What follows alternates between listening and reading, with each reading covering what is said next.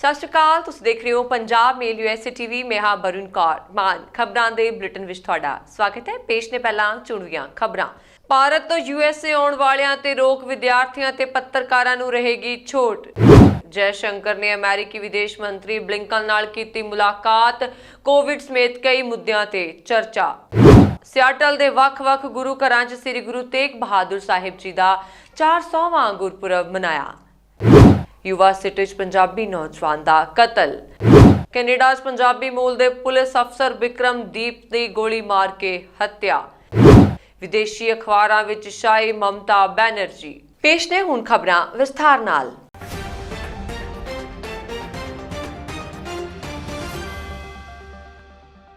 America ने भारत तो अपने इत्थे आउण वाले गैर अमरीकी लोगों की यात्रा ते अज तो पाबंदी लगा दी है। अमेरिकी सरकार ने कोरोना महामारी के गंभीर संकट नाल नजिठ रहे भारत तो अजिहे सारे गैर अमरीकियां दे अपने मुल्क विच दाखल होने ते रोक ला दी जो बीते 14 दिनों के अंदर भारत विच रह रहे होण। यह आदेश 4 मई तो लागू होण जा रहा है। हालांकि इस आदेश नाल अमेरिकी नागरिकां, ग्रीन कार्ड धारकां अते उन्हां दे गैर अमरीकी जीवन साथी अते बच्चों नूं छूट रहेगी।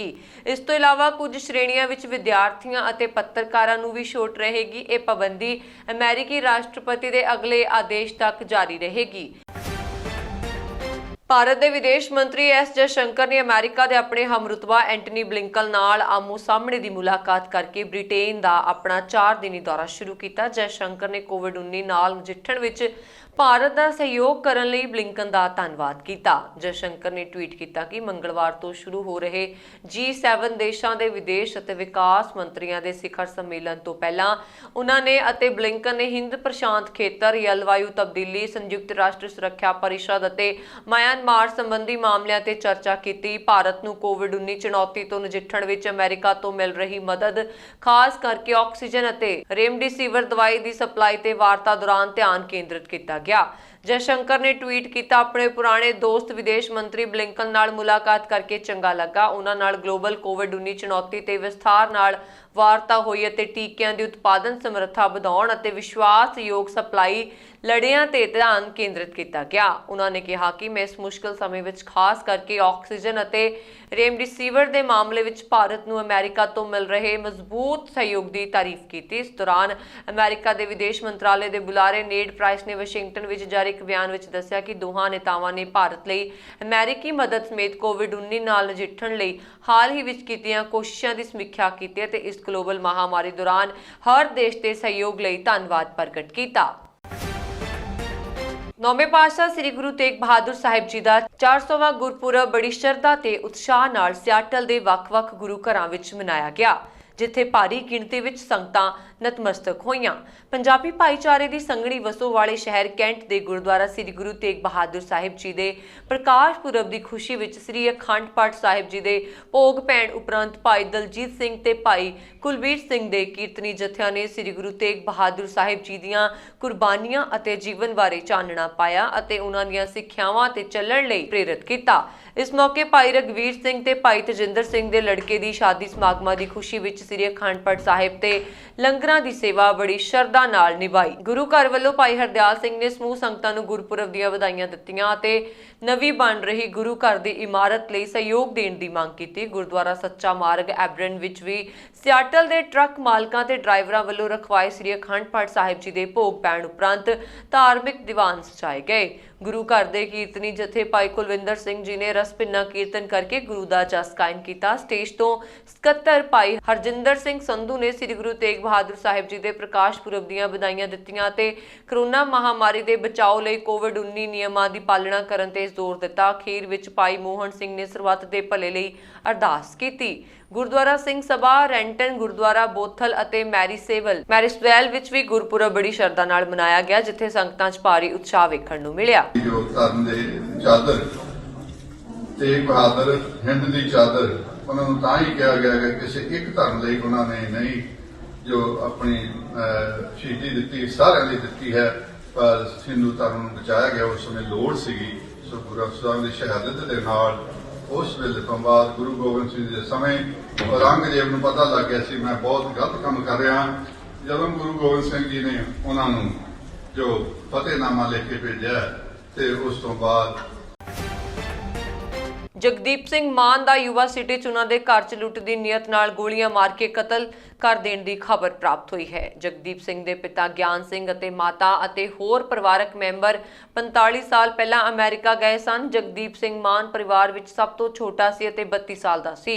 ਉਹ ਅਜੇ ਤੱਕ ਕੁਆਰਾ ਹੀ ਸੀ ਅਤੇ ਅਮਰੀਕਾ ਦਾ ਜੰਮਪਲ ਸੀ। ਜਲਦ ਹੀ ਉਸ ਦਾ ਵਿਆਹ ਹੋਣਾ ਸੀ। ਜਗਦੀਪ ਸਿੰਘ ਮਾਨ ਦਾ ਉਹਨਾਂ ਦੇ ਘਰ ਵਿੱਚ ਲੁੱਟ ਦੀ ਨੀਅਤ ਨਾਲ ਆਏ ਕੁਝ ਵਿਅਕਤੀਆਂ ਨੇ ਗੋਲੀਆਂ ਮਾਰ ਕੇ ਕਤਲ ਕਰ ਦਿੱਤਾ। ਜਗਦੀਪ ਸਿੰਘ ਮਾਨ ਯੁਵਾ ਸਿਟੀ 'ਚ ਆਪਣੇ ਘਰ 'ਚ ਸੀ ਅਤੇ ਉਸ ਦੀ ਮਾਤਾ ਘਰ 'ਚ ਹੀ ਟੈਲੀਫੋਨ ਤੇ ਕਿਸੇ ਨਾਲ ਗੱਲਬਾਤ ਕਰ ਰਹੇ ਸਨ। ਘਰ ਦਾ ਮੁੱਖ ਗੇਟ ਖੜਕਣ ਦੀ ਆਵਾਜ਼ ਆਉਣ ਤੇ ਜਗਦੀਪ ਜਿਵੇਂ ਹੀ ਗੇਟ ਖੋਲ ਕੇ ਦੇਖਣ ਲੱਗਾ ਤਾਂ ਬਾਹਰ ਖੜੇ ਵਿਅਕਤੀਆਂ ਨੇ ਉਸ ਉੱਪਰ ਗੋਲੀਆਂ ਚਲਾਉਣੀਆਂ ਸ਼ੁਰੂ ਕਰ ਦਿੱਤੀਆਂ, ਜਿਸ ਦੇ ਕਾਰਨ ਉਸ ਦੀ ਮੌਤ ਹੋ ਗਈ। ਉਹਨਾਂ ਨੇ ਕਿਹਾ ਕਿ ਮੌਕੇ ਤੇ ਪੁੱਜੀ ਅਮਰੀਕਾ ਪੁਲਿਸ ਵੱਲੋਂ ਬੇਸ਼ੱਕ ਘਰ ਦੇ ਗੁਆਂਢ 'ਚ ਲੁਕੇ ਇੱਕ ਅਫਰੀਕੀ ਕਾਲੇ ਨੂੰ ਕਾਬੂ ਕਰ ਲਿਆ ਗਿਆ, ਉਸ ਦੇ ਬਾਕੀ ਸਾਥੀ ਫਰਾਰ ਹੋ ਗਏ ਨੇ। ਕੈਨੇਡਾ ਦੇ ਸਰੀ ਸੂਬੇ ਵਿਖੇ ਮੈਪਲ ਰਿਜ ਦੀ ਇੱਕ ਸੂਬਾਈ ਜੇਲ੍ਹ ਵਿੱਚ ਕੰਮ ਕਰਨ ਵਾਲੇ ਇੱਕ ਲੋਕਪ੍ਰਿਯ ਸੁਧਾਰਵਾਦੀ ਪੰਜਾਬੀ ਮੂਲ ਦੇ ਅਫਸਰ ਬਿਕਰਮਦੀਪ ਰੰਧਾਵਾ ਦੀ ਕੁਝ ਹਮਲਾਵਰਾਂ ਨੇ ਗੋਲੀ ਮਾਰ ਕੇ ਹੱਤਿਆ ਕਰ ਦਿੱਤੀ। ਇਹ ਘਟਨਾ ਸ਼ਨੀਵਾਰ ਨੂੰ ਡੈਲਟਾ ਸਰੀ ਬਾਰਡਰ ਤੇ ਵਾਪਰੀ। ਡੈਲਟਾ ਪੁਲਿਸ ਦੇ ਜਾਂਚਕਰਤਾ ਇਸ ਸੰਭਾਵਨਾ ਨੂੰ ਵੇਖ ਰਹੇ ਨੇ ਕਿ 29 ਸਾਲਾ ਬਿਕਰਮਦੀਪ ਰੰਧਾਵਾ ਨੂੰ ਗਲਤੀ ਨਾਲ ਪਛਾਣ ਦੇ ਮਾਮਲੇ ਵਿੱਚ ਮਾਰਿਆ ਗਿਆ ਸੀ।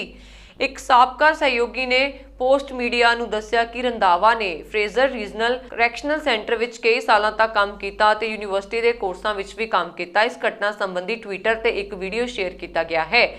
ਇੱਕ ਅਖਬਾਰ ਦੀ ਖਬਰ ਮੁਤਾਬਕ ਐਤਵਾਰ ਨੂੰ ਬਿਕਰਮ ਦੇ ਘਰ ਹੱਤਿਆ ਦੀ ਸੂਚਨਾ ਮਿਲੀ। ਬਿਕਰਮ 14 ਸਾਲ ਪਹਿਲਾਂ ਕੈਨੇਡਾ ਗਿਆ ਸੀ। ਉੱਥੇ ਪੜ੍ਹਾਈ ਕਰਕੇ ਉਹ ਕੈਨੇਡਾ ਪੁਲਿਸ ਦੇ ਜੇਲ੍ਹ ਡਿਪਾਰਟਮੈਂਟ ਕਰੈਕਸ਼ਨ ਅਫਸਰ ਦੇ ਤੌਰ ਤੇ ਤਾਇਨਾਤ ਹੋਇਆ ਸੀ। ਬਿਕਰਮਦੀਪ ਬਾਬਾ ਬਕਾਲਾ ਸਾਹਿਬ ਦੇ ਪਿੰਡ ਬਿਆਸ ਵਿੱਚ ਵੱਡਾ ਹੋਇਆ। ਬਿਕਰਮਦੀਪ ਦੇ ਪਿਤਾ ਰਿਟਾਇਰਡ ADFO ਤ੍ਰਿਲੋਚਨ ਸਿੰਘ ਰੰਧਾਵਾ ਨੇ ਦੱਸਿਆ ਕਿ 14 ਸਾਲ ਦੀ ਉਮਰ ਵਿੱਚ ਵਿਕਰਮ ਨੂੰ ਉਹਨਾਂ ਨੇ ਵੱਡੇ ਬੇਟੇ ਦਪਿੰਦਰ ਕੋਲ ਕੈਨੇਡਾ ਭੇਜ ਦਿੱਤਾ ਸੀ। ਗ੍ਰੈਜੂਏਸ਼ਨ ਮਗਰੋਂ ਉਸ ਨੂੰ ਕੈਨੇਡੀਅਨ ਪੁਲਿਸ ਵਿੱਚ ਨੌਕਰੀ ਮਿਲ ਗਈ ਸੀ।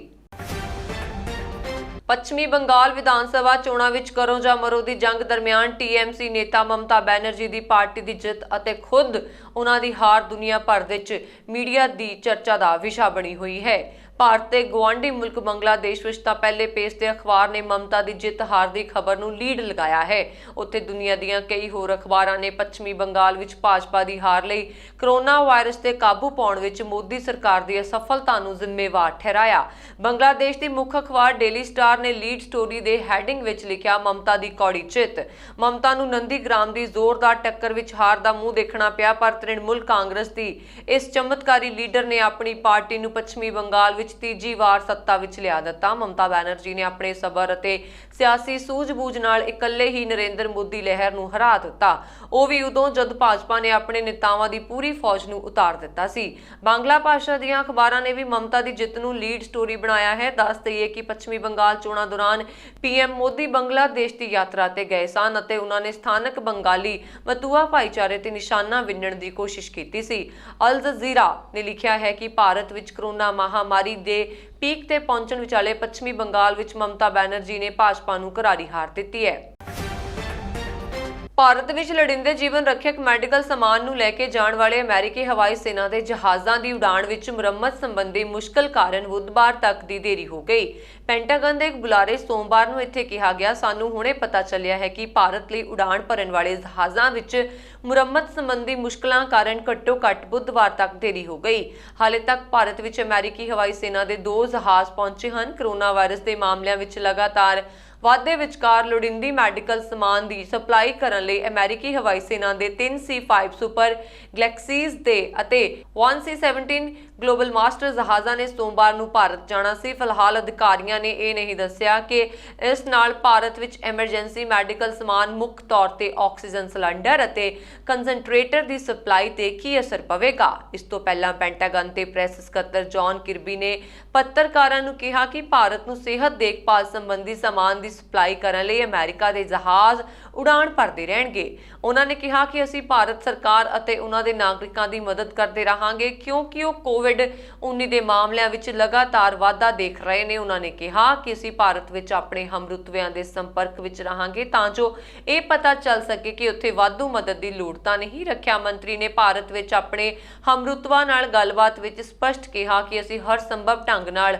ਉਹਨਾਂ ਦੀ ਮਦਦ ਕਰਦੇ ਰਹਾਂਗੇ। ਸੈਨੇਟਰ ਐਮੀ ਕਲੂਬੂਚਰ ਬਲਿਸ਼ਰ ਨੇ ਕਿਹਾ ਕਿ ਭਾਰਤ ਵਿੱਚ ਇਹ ਸੰਕਟ ਇਸ ਗੱਲ ਦੀ ਯਾਦ ਦਿਵਾਉਂਦਾ ਹੈ ਕਿ ਅਸੀਂ ਕੋਵਿਡ-19 ਨੂੰ ਉਦੋਂ ਹੀ ਹਰਾ ਸਕਦੇ ਹਾਂ ਜਦੋਂ ਅਸੀਂ ਹਰ ਜਗ੍ਹਾ ਇਸ ਨੂੰ ਹਰਾ ਦਈਏ। ਇਸ ਵਿਚਕਾਰ ਭਾਰਤ ਵਿੱਚ ਕਰੋਨਾ ਵਾਇਰਸ ਦੇ ਵੱਧਦੇ ਮਾਮਲਿਆਂ ਤੇ ਚਿੰਤਾ ਜ਼ਾਹਰ ਕਰਦੇ ਹੋਏ ਅਮਰੀਕਾ ਦੇ ਸੀਨੀਅਰ ਸਿਹਤ ਮਾਹਰ ਅਤੇ ਵਾਈਟ ਹਾਊਸ ਦੇ ਮੁੱਖ ਮੈਡੀਕਲ ਸਲਾਹਕਾਰ ਡਾਕਟਰ ਐਂਥਨੀ ਫਾਊਚੀ ਨੇ ਦੇਸ਼ ਭਰ ਵਿੱਚ ਤਾਲਾਬੰਦੀ ਲਗਾਉਣ, ਵੱਡੇ ਪੱਧਰ ਤੇ ਟੀਕਾਕਰਨ ਮੁਹਿੰਮ ਚਲਾਉਣ ਅਤੇ ਵੱਡੀ ਗਿਣਤੀ ਵਿੱਚ ਸਥਾਈ ਹਸਪਤਾਲ ਬਣਾਉਣ ਦੀ ਸਲਾਹ ਦਿੱਤੀ ਹੈ। ਅਮਰੀਕਾ ਵਿਖੇ ਸੈਨ ਡਿਏਗੋ ਤੱਟ ਨੇੜੇ ਇੱਕ ਕਿਸ਼ਤੀ ਪਲਟ ਗਈ। ਇਸ ਹਾਦਸੇ ਵਿੱਚ ਕਿਸ਼ਤੀ ਵਿੱਚ ਸਵਾਰ 4 ਲੋਕਾਂ ਦੀ ਮੌਤ ਹੋ ਗਈ ਅਤੇ ਜ਼ਖਮੀ ਹੋਏ ਕਰੀਬ 27 ਲੋਕਾਂ ਨੂੰ ਹਸਪਤਾਲ ਵਿੱਚ ਦਾਖਲ ਕਰਵਾਇਆ ਗਿਆ। ਇਸ ਕਿਸ਼ਤੀ ਦੀ ਵਰਤੋਂ ਸੰਭਵ ਤੌਰ ਤੇ ਮਨੁੱਖੀ ਤਸਕਰੀ ਲਈ ਕੀਤੀ ਜਾ ਰਹੀ ਸੀ। ਸੈਨ ਡਿਏਗੋ ਦਮਕਲ ਬਚਾਅ ਵਿਭਾਗ ਨੇ ਦੱਸਿਆ ਕਿ ਪੁਆਇੰਟ ਲੋਮਾ ਪ੍ਰਾਇਦੀਪ ਨੇੜੇ ਕਿਸ਼ਤੀ ਪਲਟਣ ਦੀ ਸੂਚਨਾ ਐਤਵਾਰ ਸਵੇਰੇ 10:30 ਵਜੇ ਸੂਚਨਾ ਮਿਲਣ ਮਗਰੋਂ ਸਥਾਨਕ ਜੀਵਨ ਰੱਖਿਅਕ, ਅਮਰੀਕੀ ਤੱਟ ਰੱਖਿਅਕ ਅਤੇ ਹੋਰ ਏਜੰਸੀਆਂ ਬਚਾਅ ਕੰਮ ਵਿੱਚ ਲੱਗ ਗਈਆਂ। ਵਿਭਾਗ ਦੇ ਬੁਲਾਰੇ ਜੈਸੇ ਜਿਸੀਨੇ ਨੇ ਦੱਸਿਆ ਕਿ 4 ਲੋਕਾਂ ਦੀ ਘਟਨਾ ਸਥਲ ਤੇ ਹੀ ਮੌਤ ਹੋ ਗਈ ਅਤੇ 27 ਜ਼ਖਮੀ ਲੋਕਾਂ ਨੂੰ ਹਸਪਤਾਲ ਵਿੱਚ ਦਾਖਲ ਕਰਵਾਇਆ ਗਿਆ। ਹਨਾ ਨੇ ਦੱਸਿਆ ਕਿ ਇਸ ਗੱਲ ਦਾ ਖਦਸ਼ਾ ਹੈ ਕਿ ਲੋਕਾਂ ਦੇ ਸਮੂਹ ਨੂੰ ਇੱਕ ਛੋਟੀ ਮੋਟਰ ਚਾਲਤ ਅਤੇ ਲੱਕੜ ਦੀ ਕਿਸ਼ਤੀ ਜ਼ਰੀਏ ਮੈਕਸੀਕੋ ਤੋਂ ਅਮਰੀਕਾ ਲਿਜਾਇਆ ਜਾ ਰਿਹਾ ਸੀ। ਤਸਕਰ ਇਸ ਤਰ੍ਹਾਂ ਦੀਆਂ ਕਿਸ਼ਤੀਆਂ ਦੀ ਵਰਤੋਂ ਮੈਕਸੀਕੋ ਤੋਂ ਗੈਰ ਕਾਨੂੰਨੀ ਢੰਗ ਨਾਲ ਲੋਕਾਂ ਨੂੰ ਅਮਰੀਕਾ ਲਿਆਉਣ ਲਈ ਕਰਦੇ ਨੇ। ਕੈਨੇਡਾ ਦੇ ਇਮੀਗ੍ਰੇਸ਼ਨ ਮੰਤਰੀ ਮਾਰਕੋ ਮੈਡੀਚੀਨੋ ਨੇ ਕਿਹਾ ਕਿ ਕਰੋਨਾ ਵਾਇਰਸ ਦੀ ਸਥਿਤੀ ਨੂੰ ਦੇਖਦੇ ਹੋਏ ਇਹ ਸਮਾਂ ਸਫ਼ਰ ਕਰਨ ਦਾ ਨਹੀਂ ਹੈ, ਜਿਸ ਕਰਕੇ ਕੈਨੇਡਾ ਦੇ ਵਿਦਿਅਕ ਅਦਾਰਿਆਂ 'ਚ ਦਾਖਲਾ ਲੈਣ ਵਾਲੇ ਵਿਦੇਸ਼ੀ ਵਿਦਿਆਰਥੀ ਆਪਣਾ ਸਟੱਡੀ ਪਰਮਿਟ ਪ੍ਰਵਾਨ ਕਰਵਾ ਕੇ ਆਨਲਾਈਨ ਪੜ੍ਹਾਈ ਜਾਰੀ ਰੱਖਣ ਅਤੇ ਵਰਕ ਪਰਮਿਟ ਪੱਖੋਂ ਕਿਸੇ ਦਾ ਨੁਕਸਾਨ ਨਹੀਂ ਹੋਣ ਦਿੱਤਾ ਜਾਵੇਗਾ। ਉਹਨਾਂ ਨੇ ਆਖਿਆ ਕਿ ਹਾਲਾਤ ਸੁਧਰਨ ਮਗਰੋਂ ਸਟੱਡੀ ਪਰਮਿਟ ਧਾਰਕ ਸਾਰੇ ਵਿਦਿਆਰਥੀਆਂ ਨੂੰ ਕੈਨੇਡਾ ਪੁੱਜਣ ਦਾ ਮੌਕਾ ਮਿਲ ਜਾਵੇਗਾ। ਬੀਤੇ ਕਈ ਮਹੀਨਿਆਂ ਤੋਂ ਕੈਨੇਡਾ 'ਚ ਤਾਲਾਬੰਦੀ ਵਾਲੇ ਹਾਲਾਤ ਹਨ, ਜਿਸ ਕਰਕੇ ਵੱਡੀ ਗਿਣਤੀ 'ਚ ਸਕੂਲ, ਕਾਲਜ ਤੇ ਕਾਰੋਬਾਰ ਬੰਦ ਨੇ। ਅਜਿਹੇ 'ਚ ਕੈਨੇਡਾ ਪਹੁੰਚ ਕੇ ਵਿਦਿਆਰਥੀਆਂ ਦੇ ਖਰਚੇ ਤਾਂ ਸ਼ੁਰੂ ਹੋ ਜਾਂਦੇ ਨੇ, ਪਰ ਨੌਕਰੀ ਲੱਭਣ 'ਚ ਬਹੁਤ ਕੋਸ਼ਿਸ਼ ਕਰਨ ਦੇ ਬਾਵਜੂਦ ਵੀ ਬਹੁਤੀ ਸਫਲਤਾ ਨਹੀਂ ਮਿਲਦੀ। ਇਸੇ ਕਰਕੇ ਕੈਨੇਡਾ ਸਰਕਾਰ ਨੇ ਉਹਨਾਂ ਨੂੰ ਵੀਜ਼ਾ ਅਤੇ ਵਰਕ ਪਰਮਿਟ ਪੱਖੋਂ ਢਿੱਲ ਦੇਣ ਦੇ ਐਲਾਨ ਕੀਤੇ ਹੋਏ ਹਨ ਤਾਂ ਕਿ ਹਾਲਾਤ ਸੁਧਰਨ ਤੋਂ ਬਾਅਦ ਉਹ ਕੈਨੇਡਾ ਪਹੁੰਚ ਕੇ ਆਪਣੇ ਵਰਕ ਪਰਮਿਟ ਲੈ ਸਕਣ। ਸਰਕਾਰ ਵੱਲੋਂ ਛੋਟਾਂ ਦੇ ਐਲਾਨ ਕੀਤੇ ਹੋਣ ਦੇ ਬਾਵਜੂਦ ਬੀਤੇ ਮਹੀਨਿਆਂ ਤੋਂ ਵਿਦੇਸ਼ੀ ਮੁੰਡਿਆਂ ਅਤੇ ਕੁੜੀਆਂ ਨੇ ਕੈਨੇਡਾ ਪਹੁੰਚਣਾ ਜਾਰੀ ਰੱਖਿਆ ਤੇ ਪਹੁੰਚਣ ਤੋਂ ਕੁਝ ਹਫ਼ਤਿਆਂ ਬਾਅਦ ਹੀ ਮਹਿਸੂਸ ਕੀਤਾ ਕਿ ਉਹਨਾਂ ਨੂੰ ਅਜੇ ਨਹੀਂ ਆਉਣਾ ਚਾਹੀਦਾ ਸੀ। ਜਦੋਂ ਆਰਥਿਕ ਤੰਗੀਆਂ ਵੱਧਦੀਆਂ ਨੇ, ਕਿਸੇ ਪਾਸਿਓਂ ਆਸ ਦੀ ਕਿਰਨ ਨਾ ਨਜ਼ਰ ਆਉਂਦੀ ਹੈ ਤਾਂ ਨਤੀਜੇ ਵਜੋਂ ਦੁਖਦਾਈ ਖਬਰਾਂ ਪ੍ਰਾਪਤ ਹੋਣ ਲੱਗਦੀਆਂ ਨੇ। ਬਰਤਾਨੀਆ ਹਜ਼ਾਰਾਂ ਹੋਰ ਭਾਰਤੀ ਵਿਦਿਆਰਥੀਆਂ ਨੂੰ ਯੂਕੇ ਦੀਆਂ ਯੂਨੀਵਰਸਿਟੀਆਂ 'ਚ ਦਾਖਲ ਹੋਣ ਦੀ ਆਗਿਆ ਦੇਵੇਗਾ ਜੇ ਭਾਰਤ ਇਸ ਬਦਲੇ ਯੂਕੇ 'ਚ ਰਹਿ ਰਹੇ ਗੈਰ ਕਾਨੂੰਨੀ ਪ੍ਰਵਾਸੀ ਭਾਰਤੀ ਨੂੰ ਵਾਪਸ ਲੈਣ ਲਈ ਸਹਿਮਤ ਹੋ ਜਾਵੇ। ਲੰਡਨ ਤੇ ਨਵੀਂ ਦਿੱਲੀ ਵਿਚਕਾਰ ਪ੍ਰਵਾਸ ਅਤੇ ਗਤੀਸ਼ੀਲਤਾ ਭਾਈਵਾਲੀ ਤੇ ਹਸਤਾਖਰ ਕਰਨ ਦੀ ਯੋਜਨਾ ਹੈ, ਜਿਸ ਤਹਿਤ ਇਹ ਸਮਝੌਤਾ ਵੀ ਵਿਚਾਰ ਅਧੀਨ ਹੈ। ਸਰਕਾਰ ਦੇ ਅੰਦਰਲੇ ਸੂਤਰਾਂ ਦਾ ਕਹਿਣਾ ਹੈ ਕਿ ਗੱਲਬਾਤ ਹਲੇ ਚੱਲ ਰਹੀ ਹੈ। ਭਾਰਤ ਨਾਲ ਇਹ ਸਮਝੌਤਾ ਪਿਛਲੇ ਸਾਲਾਂ 'ਚ ਦੁਵੱਲੇ ਸੰਬੰਧਾਂ 'ਚ ਅੜਿੱਕਾ ਬਣਿਆ ਹੋਇਆ ਹੈ। ਸੂਤਰਾਂ ਅਨੁਸਾਰ ਇਹ ਸਮਝੌਤਾ ਇਸ ਹਫ਼ਤੇ ਦੇ ਸ਼ੁਰੂ 'ਚੋਂ ਵੀ ਹੋ ਸਕਦਾ ਹੈ, ਜਦੋਂ ਭਾਰਤ ਦੇ ਵਿਦੇਸ਼ ਮੰਤਰੀ G7 ਸੰਮੇਲਨ 'ਚ ਬਹੁਪੱਖੀ ਗੱਲਬਾਤ ਲਈ ਲੰਡਨ 'ਚ ਨੇ, ਜਿਸ ਦੀ ਮੇਜ਼ਬਾਨੀ ਡੋਮਿਨਿਕ ਰਾਬ ਕਰ ਰਹੇ ਨੇ। ਭਾਰਤ ਨੇ ਯੂਕੇ ਨੂੰ ਵੀਜ਼ਾ ਉਦਾਰੀਕਰਨ, ਖਾਸ ਕਰਕੇ ਵਿਦਿਆਰਥੀਆਂ ਅਤੇ ਪੇਸ਼ੇਵਰਾਂ ਲਈ ਦਬਾਅ ਪਾਉਣ ਲਈ ਇੱਕ ਲੰਬੀ ਮੁਹਿੰਮ ਚਲਾਈ ਹੈ ਅਤੇ ਯੂਕੇ ਨਾਲ ਨਿਵੇਸ਼ ਸੰਬੰਧਾਂ ਨੂੰ ਸੁਰੱਖਿਅਤ ਕਰਨ ਦੀ ਉਮੀਦ ਵੀ ਕਰ ਰਿਹਾ ਹੈ। ਬਰਤਾਨੀਆ ਬਦਲੇ 'ਚ ਭਾਰਤ ਨੂੰ ਕਈ ਸੇਵਾਵਾਂ ਪ੍ਰਦਾਨ ਕਰਨ, ਖਾਸ ਕਰਕੇ ਕਾਨੂੰਨੀ ਖੇਤਰ 'ਚ ਅਤੇ ਸਕਾਚ ਵਿਸਕੀ ਤੇ 150% ਟੈਰਿਫ 'ਚ ਕਮੀ ਲਿਆਉਣ ਲਈ ਵਧੇਰੇ ਪਹੁੰਚ ਪ੍ਰਾਪਤ ਕਰਨੀ ਚਾਹੁੰਦਾ ਹੈ। ਸਾਲ 2018 'ਚ ਦੋਵੇਂ ਦੇਸ਼ ਬਰਤਾਨੀਆ ਤੋਂ ਗੈਰ ਕਾਨੂੰਨੀ ਪ੍ਰਵਾਸੀਆਂ ਦੀ ਭਾਰਤ ਵਾਪਸ ਭੇਜਣ ਦੇ ਇੱਕ ਸਮਝੌਤੇ ਤੇ ਦਸਤਖਤ ਕਰਨ ਦੇ ਸਮਝੌਤੇ ਦੇ ਨੇੜੇ ਪਹੁੰਚ ਗਏ ਸਨ, ਪਰ ਗੱਲਬਾਤ ਸਿਰੇ ਨਹੀਂ ਲੱਗੀ। ਬਰਤਾਨੀਆ ਦੇ ਅਨੁਮਾਨ ਅਨੁਸਾਰ 1 ਲੱਖ ਪ੍ਰਵਾਸੀ ਭਾਰਤੀ ਗੈਰ ਕਾਨੂੰਨੀ ਢੰਗ ਨਾਲ ਬਰਤਾਨੀਆ 'ਚ ਰਹਿ ਰਹੇ ਨੇ। ਬਰਤਾਨੀਆ ਅਨੁਸਾਰ ਭਾਰਤ ਨੇ ਪ੍ਰਵਾਸੀ ਨਾਗਰਿਕਾਂ ਦੇ ਵਾਪਸ ਆਉਣ ਸੰਬੰਧੀ ਕਈ ਚਿੰਤਾਵਾਂ ਜਤਾਈਆਂ। ਭਾਰਤ ਸਰਕਾਰ ਨੂੰ ਖਦਸ਼ਾ ਹੈ ਕਿ ਅਜਿਹੇ ਲੋਕਾਂ ਦੇ ਵਾਪਸ ਆਉਣ ਨਾਲ ਦੇਸ਼ ਦੀ ਸੁਰੱਖਿਆ ਨੂੰ ਖਤਰਾ ਵੀ ਹੋ ਸਕਦਾ ਹੈ। ਦੂਜੇ ਪਾਸੇ ਯੂਕੇ ਕਈ ਸਾਲਾਂ ਤੋਂ ਪੱਕੇ ਹੋਣ ਦੀਆਂ ਆਸਾਂ ਲਾਈ ਬੈਠੇ ਲੋਕਾਂ ਨੂੰ ਵਾਪਸ ਭੇਜੇ ਜਾਣ ਦਾ ਵੀ ਨਵਾਂ ਡਰ ਸਤਾਉਣ ਲੱਗ ਪਿਆ ਹੈ। ਕੋਰੋਨਾ ਵਾਇਰਸ ਨੂੰ ਮਾਤ ਦੇਣ ਦੀ ਕੋਸ਼ਿਸ਼ 'ਚ ਨਾ ਸਿਰਫ ਅਸਰਦਾਰ ਇਲਾਜ ਦੇ ਵੈਕਸੀਨ, ਬਲਕਿ ਜਾਂਚ ਪ੍ਰਕਿਰਿਆ 'ਚ ਤੇਜ਼ੀ ਨਾਲ ਲਿਆਉਣ ਤੇ ਵੀ ਤੇਜ਼ੀ ਨਾਲ ਖੋਜ ਕੀਤੀ ਜਾ ਰਹੀ ਹੈ।